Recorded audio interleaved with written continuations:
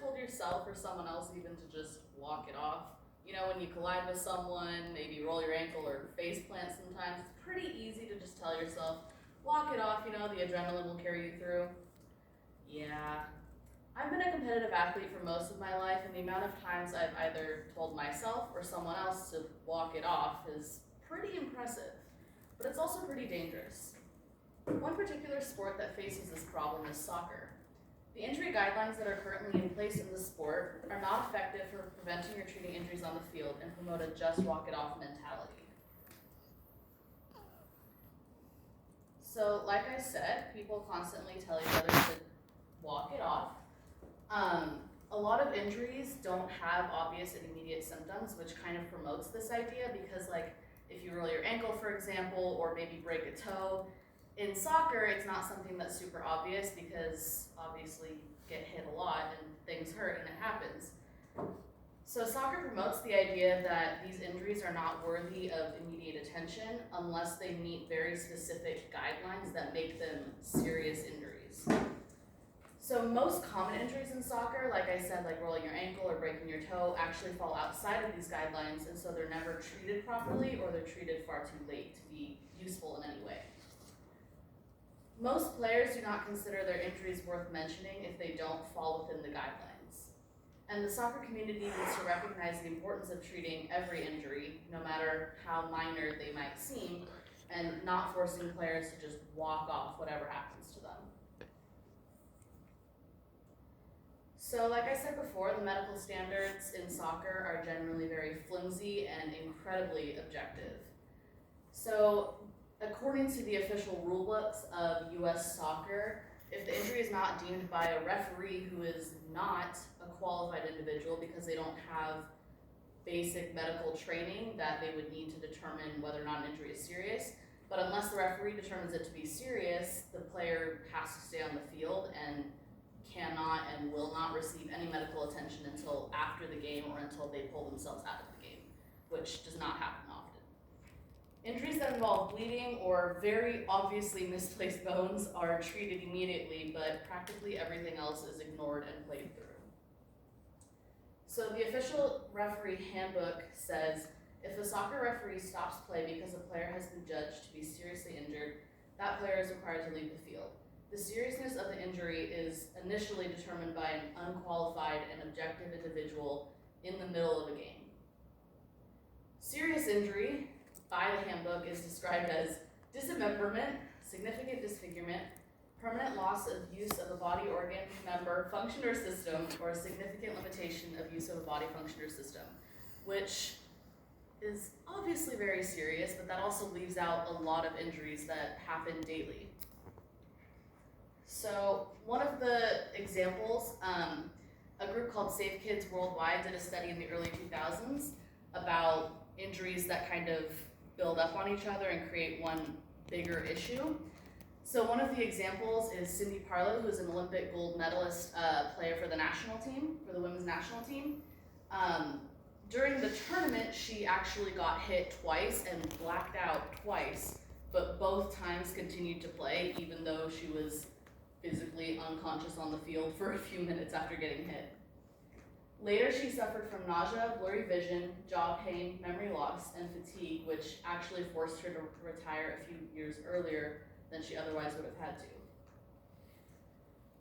So the Mayo Foundation of Medical Education and Research also did a study on Parlow and other youth involved in sports, and they found that the symptoms of concussion and actually a lot of other internal injuries often take several days to fully appear. So even if it happens on the field, you might not be able to tell, but because no one is checking up on it in the moment, things just kind of pass unnoticed.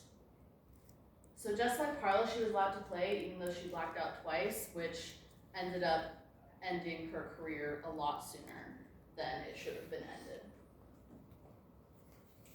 So these rules are the official guidelines for when players are injured, and if you kind of look at them, they're pretty ridiculous, and it's kind of silly that there are that specific guidelines anyway, because it's an injury. If there's an injury, you should treat it, or at least try to treat it.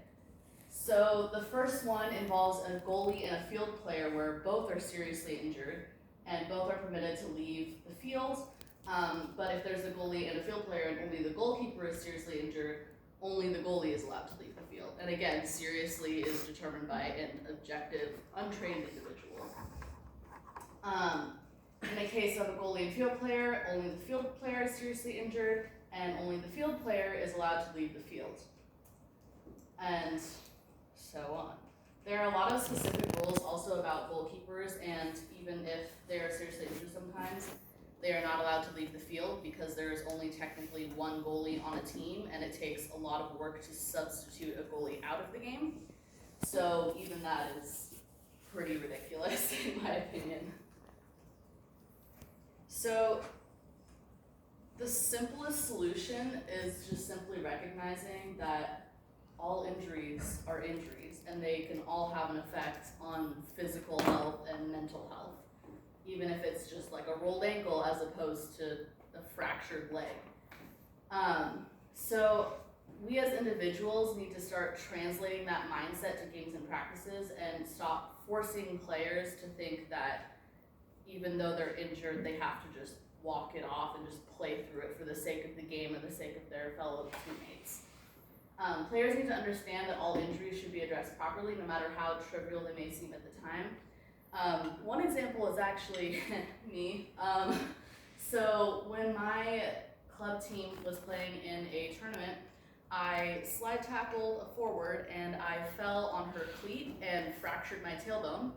But because it was soccer, it was fine, I was gonna walk it off. I played the next 45 minutes with the fractured tailbone, and then after the game, I literally could not walk at all. So I missed almost a full month of school and about half a year of soccer because I could not physically move. And then only about a week after it happened, I finally saw a doctor, and they had told me that if I hadn't kept playing, they might have been able to treat it sooner, but since I kept playing, I now have a permanently displaced tailbone, so that's great. Another thing is my ankle. I'm not a very good example of what I'm preaching here, but so overall, we just need to be more aware of that and help players to be more aware and feel like there is a space for them to get their injuries taken care of and not be pressured to just keep playing through the pain, because like with the examples I told you before with Cindy Parlow, it's gonna end up being something that might shorten a career. So like I said, the goal is to look at injuries in soccer differently and to use medical procedures as not only a preventative measure, but also something that players can fall back on if they need to. More athletes will seek immediate treatment without feeling the pressure to play through the pain, and that will obviously reduce the risk of injury at all. So less high school and professional athletes will be forced to retire early. I personally have a lot of friends that are in high school that were planning to play through to college, but because of sustained injuries, they all had to retire early, and they can no longer pursue their dream of playing soccer professionally because of these injuries that have kind of built up. So I think a lot of people sort of disagree with me. I've talked to a lot of people that disagree with me because they think that some policies would make soccer less exciting because it's less violent. I know, it's a weird argument.